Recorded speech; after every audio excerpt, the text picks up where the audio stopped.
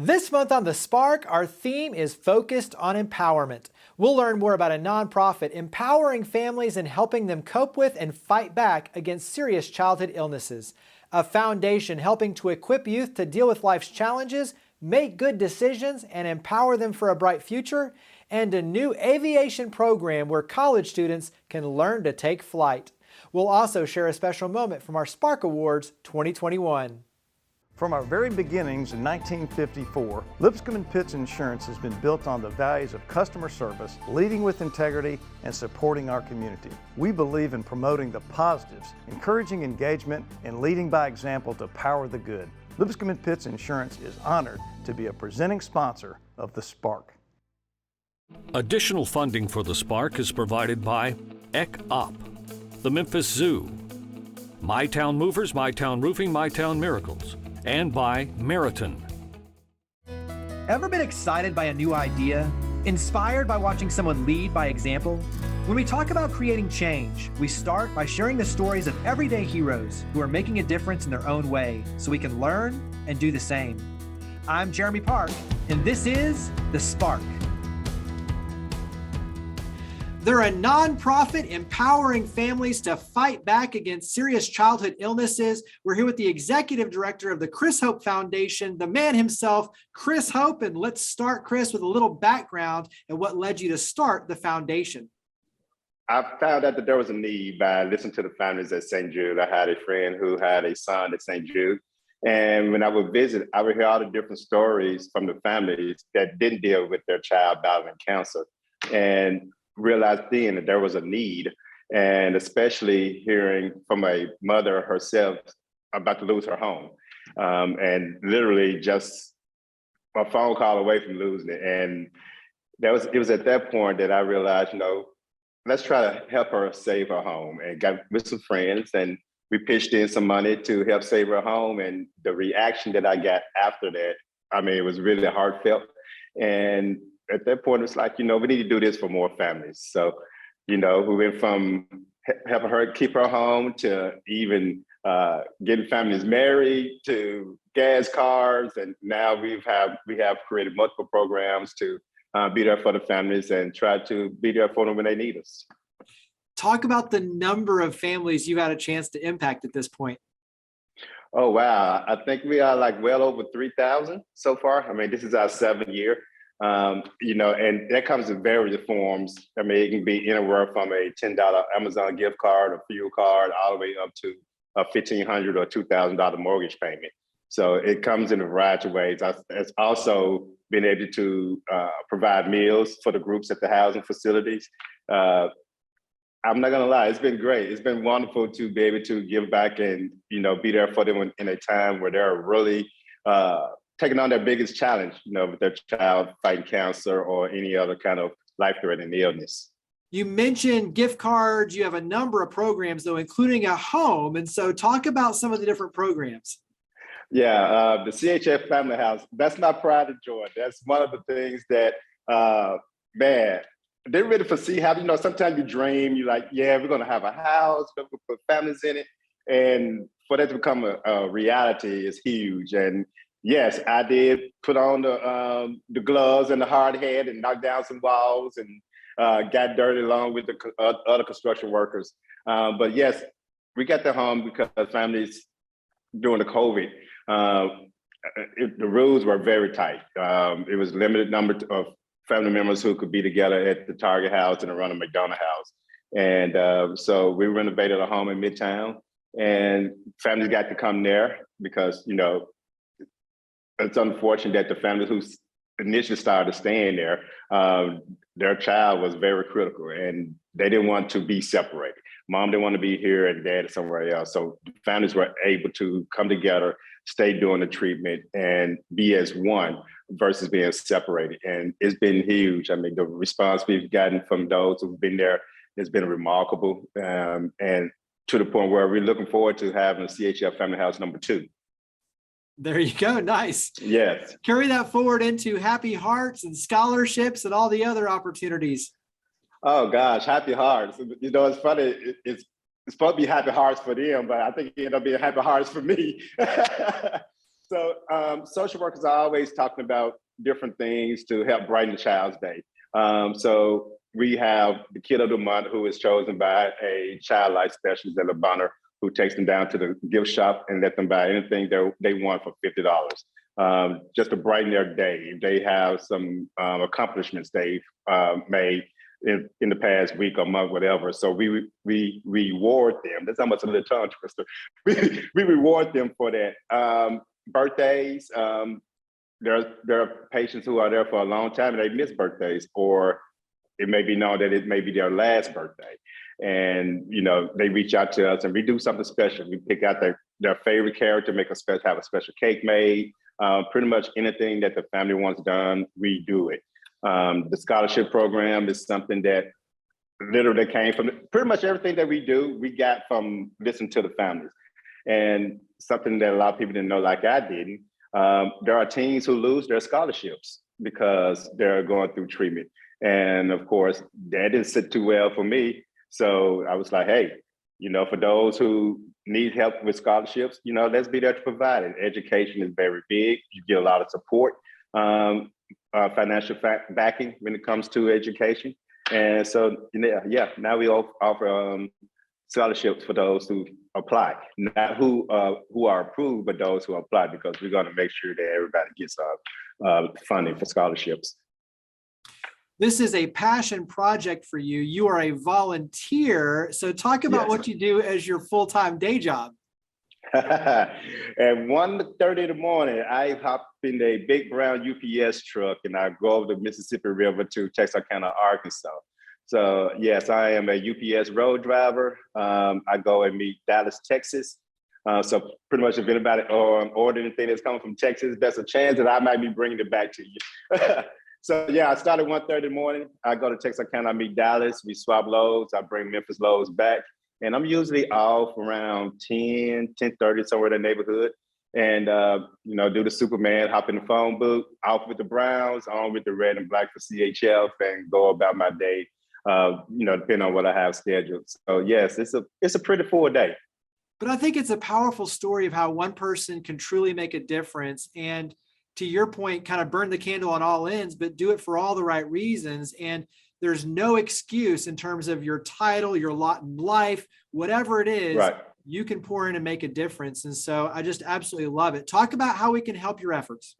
Easily. You can learn a lot about us by going to the website at chrisofoundation.org. There you can see the many opportunities to volunteer, to donate, see the different things that we have going on in the past, event sponsorship options. It's all there at chrisofoundation.org. Well, I love everything you're doing. I greatly appreciate it. Thank you, Chris, for coming on the show. No problem. Thank you so much.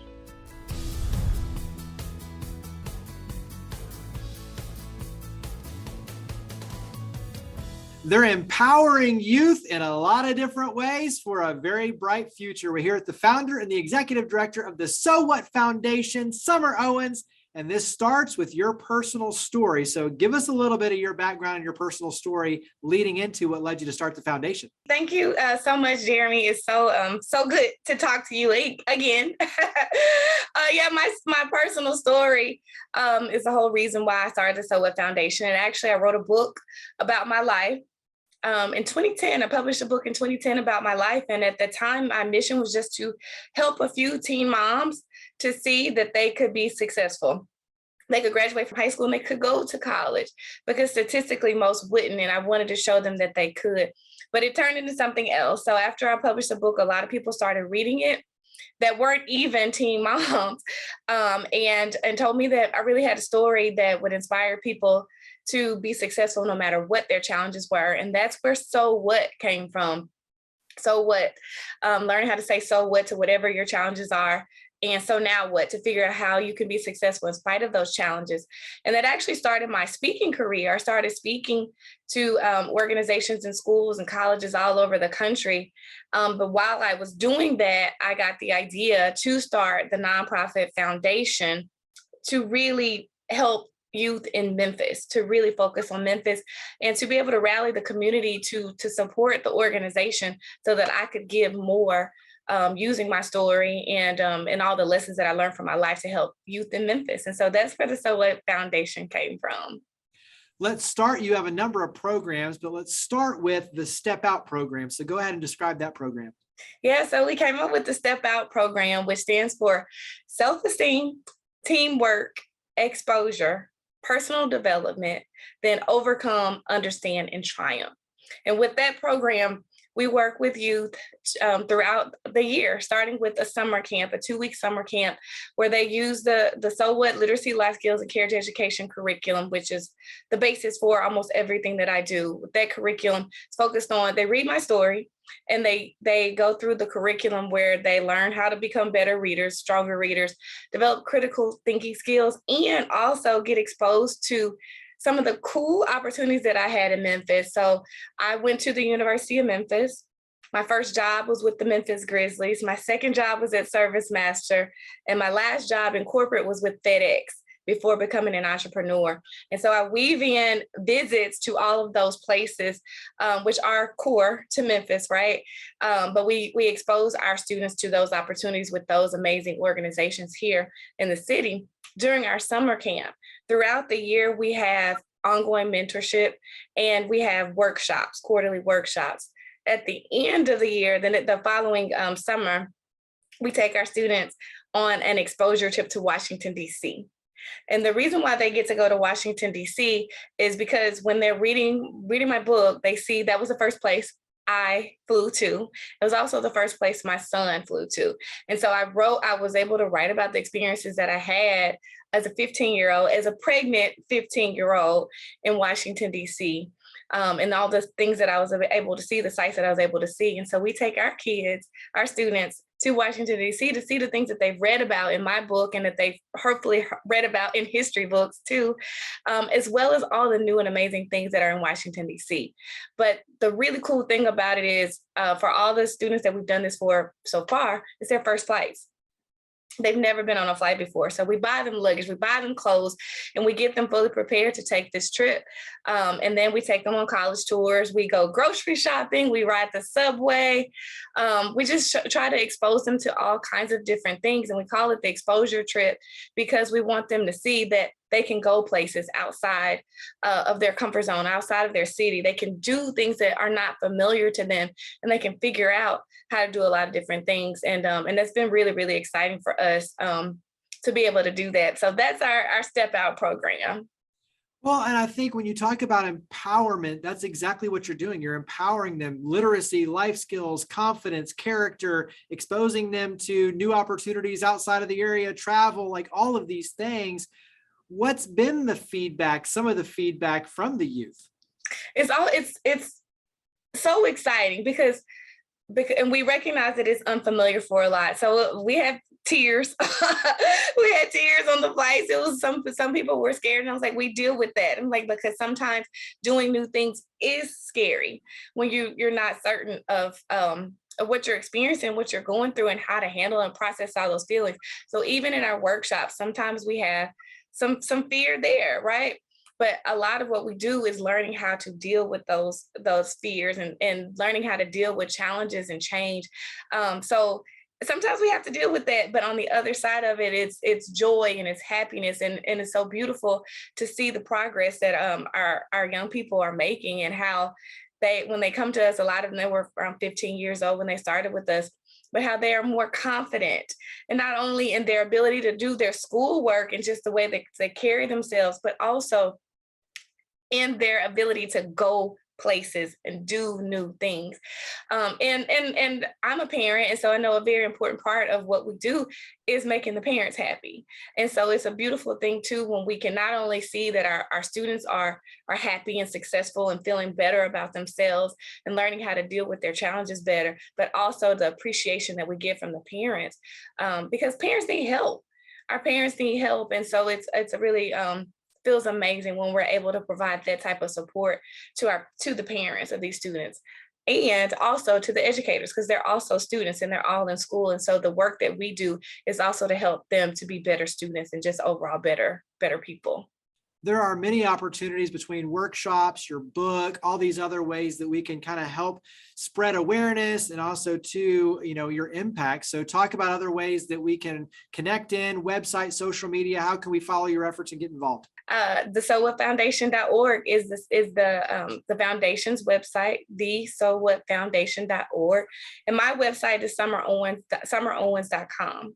Well, Summer, thank you for all you do and appreciate you coming on the show. Thank you. Always a pleasure. Thank you, Jeremy, for everything you do.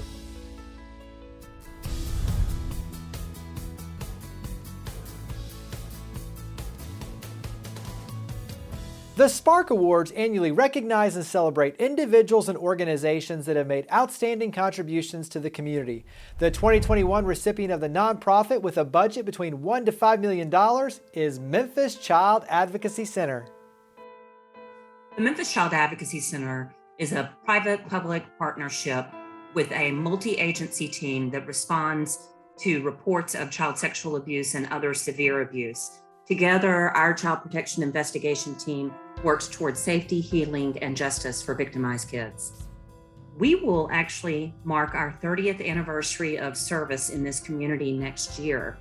We were the 14th child advocacy center in the country to open our doors based on this new model, which was about kids and families not having to go multiple places and tell their story again and again. Here at the Child Advocacy Center, we have the Department of Children's Services, the Memphis Police Department, the District Attorney General's office cycles through here on a daily basis, along with our partners from the Crime Victims and Rape Crisis Center, all local law enforcement.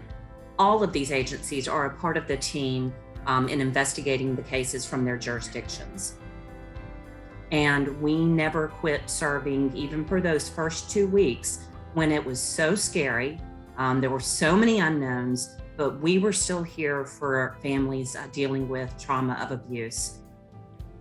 Stewards of Children is a evidence-informed child sexual abuse prevention and response training for adults.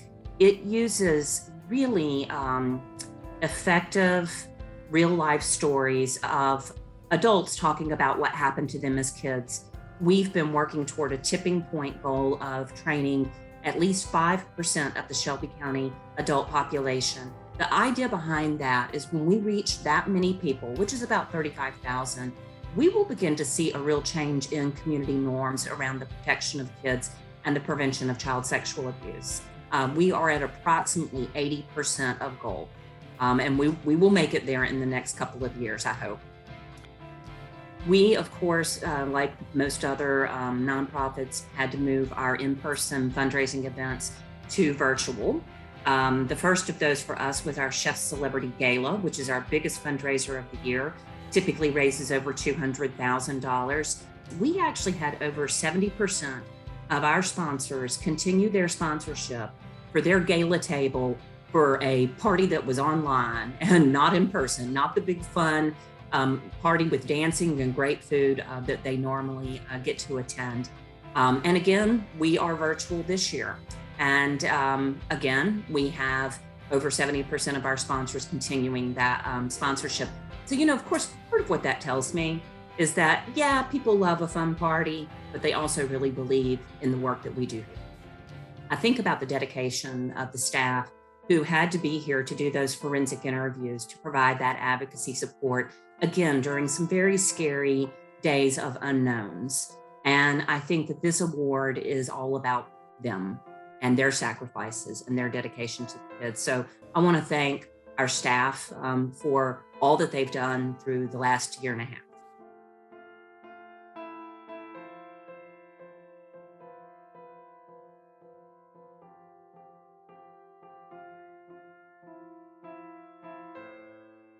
They have a new aviation program where college students can learn to take flight. We're here with Dr. Aaron Jagers. He is the Department Chair for Technologies and Engineering with Southwest Tennessee Community College.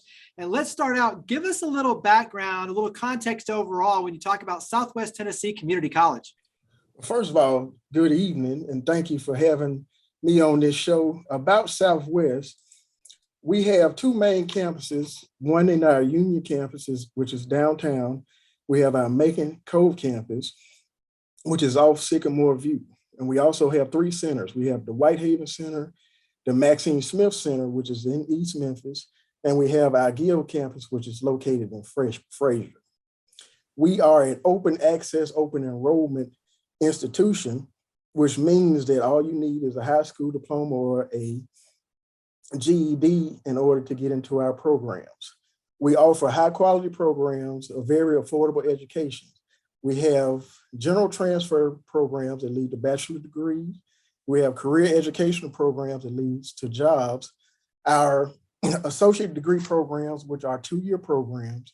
And since the pandemic and everybody's lives have changed about the pandemic, and the industry and our students have mentioned to us that we want short-term accelerated programs. So now we have accelerated short-term certificates that a person can get in 21 months or less. Overall, we have 110 programs. The job placement rate for our graduates in our career programs is 98.5%. The different modalities that we have for our students, we have, of course, the traditional modality, which is in class. We have the streaming, which is video conference. We have a hybrid modality, which is a mix of traditional streaming and online, and we have strictly online classes. The thing that makes Southwest unique is that we value and incorporate industry input into all of our programs. The faculty expertise, all of our faculty, from our adjuncts to our professor, are experts in their field. Also, everyone on this campus, from faculty to support staff, is interested in every student succeeding regardless of major, from the first day of class to graduation and on to the workforce. We don't just push curriculum, we also focus on helping our students get jobs, whether it's through internships, apprenticeships, or simply the different industries just reaching out to us seeking for talent. You have a new exciting program, so go ahead and dive into the Aviation Operations Technology program. Well, with our Aviation Operations Technology program, it's a brand new program that we have on campus, and we had a soft launch this spring with our first cohort of students. And I think if those students are watching, thank you. And we have 3 concentrations. We have the pilot concentration, we have the flight dispatch concentration, and we have the flight administration concentration. We are the first community college in the state of Tennessee to have this type of program. You see in the news, especially around travel, there's a shortage of pilots, there's a shortage of air traffic controllers, dispatchers, all these different things that revolve around not just the travel industry, but logistics. You think FedEx. And so it's a huge opportunity, because when you think about becoming a pilot, it can be a very expensive proposition to go into that career field. And so on this end, you're doing 2 things. You're solving a challenge in terms of workforce development, but you're also opening access. And so I think it's extremely exciting but valuable what you're doing. Talk about it from that lens of both the workforce, but also opening access for students. There was a great resignation and retirement in the aviation industry. Those individuals that did their 30 to 35 years, now they're playing golf or on the beach somewhere now. So at Southwest, we're trying to help meet their needs so we won't have those flight cancellations. And when I talk to people in the aviation industry, they are keen on diversity. And they want to be more diverse. They're reaching out to us to be diverse. And in order to be diverse, we want to put more people and give more people opportunity and resources to be pilots, to be flight dispatchers, and to be in the aviation administration space. So with that said, we are meeting the diversity need, we're meeting the shortage need. And to be honest, Southwest Tennessee cannot solve the whole problem, but we are going to solve some of the problem. Highlight 1 or 2 other programs that you want to make sure that everyone knows about. Well, 2 programs that I can talk about. We can talk about our mechatronics program, which is our advanced manufacturing. And the individuals that come out of that program would be maintenance technicians. And they can probably start off at $48,000 and probably end up in the next 3 years at $100,000. So that is a very lucrative industry to be in. And we have partnerships with the University of Memphis. We have partnerships with FedEx, Nike, KTG, Smith and Nephew. So the industry has, when we made that program, the industry has came in and gave us a hug and said, hey, we like this and we want this. And they are hiring our graduates. Another program that we can highlight is our computer information technology program, which we have 4 different concentrations. We have a programming concentration, we have a networking concentration, we have a cyber defense concentration, and a system administration concentration. And one of the highlights of last year is that we had 15 apprentices working in local companies around the Memphis area doing IT. And I think we had 6 or 7 of them actually get hired right after the apprenticeship. So we're very proud of those 2 programs as well. Wrap up with where we can go to learn more. So website, social media, where would you direct us to learn more about Southwest Tennessee Community College and all of your amazing programs? All right, the first mode is traditional phone call would be 901-333-5000. And if I have to sing it, so y'all won't forget it, 901-333-5000. All right, and then we have www.southwest.tn.edu. Well, Dr. Jagers, thank you for all you and your amazing team do. Thank you for coming on the show. All right, thank you. Thanks for having me.